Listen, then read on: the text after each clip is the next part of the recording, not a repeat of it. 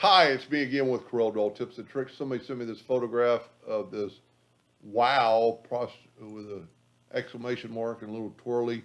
Want to know how to do it? I came up pretty close. I couldn't find that exact font, but actually you could make that font. So this would be really easy.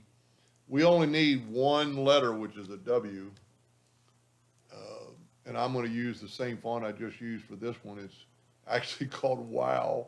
I found it on um, DA fonts. Make it a little bit smaller.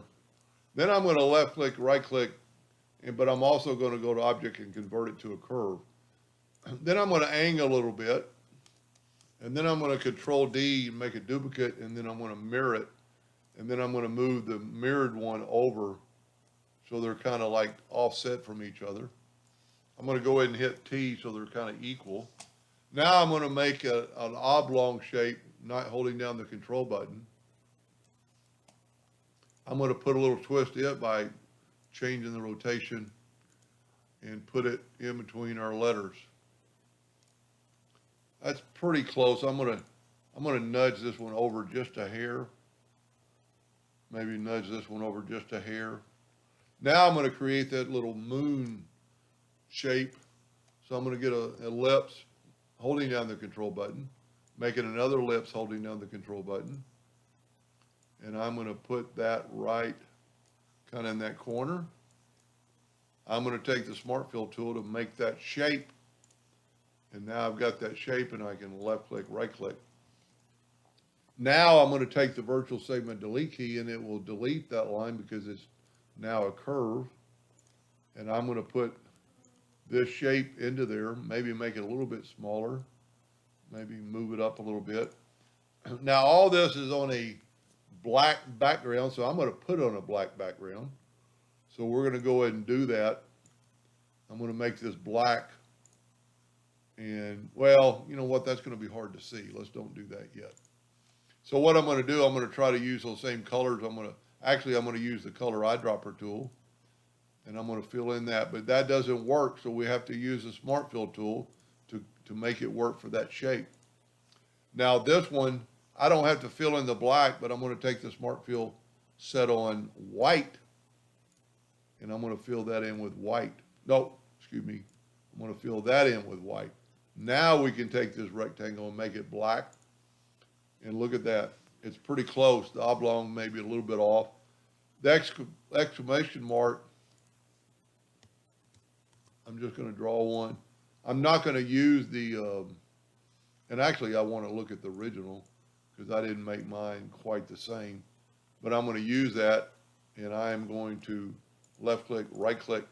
And by doing that, I can take the Smart Fill tool and get a sample of that color and put it in that shape. Then I can move that shape over because I don't need the dot. I'm going to go ahead and rotate it and then make it quite a bit bigger. A lot of times it's easier to make it bigger when you have it straight up and down, but that's pretty good. Now, how did they make this curly Q looking thing? Several ways, but the easiest way is under your polygon tool, take your spiral tool and just have it set on 2 curls. And then you can actually mirror that to get that, we want that shape. And then we're going to rotate it a little bit. Now to get that to look like that, that was probably done or can be done with the artistic media tool. So we're going to grab our artistic media tool and I'm going to pick that one, which is right there. And I'm going to just click on our line and then go up the scale, maybe make it a little bit better. Now I'm going to left click, right click, and I'm going to go to object and break the artistic media apart. And there's our original line. So we'll get rid of that original line. And I'm going to take the Smart Fill tool. Let me get this a little closer up and we can make it any size we want afterwards.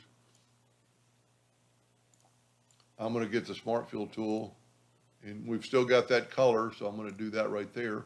I'm going to take away the outline And then I'm going to reduce this. I'm going to say that's pretty close. The lines are a little bit thicker in mine, or thicker than the original. And you could still adjust that by making the lines thicker. That might be pretty good. But you could, I like this font. And without too much trouble, you could make that font. I might even make a second video on how to make that font. Anyway, I hope that helped them a little bit. Thank you for watching.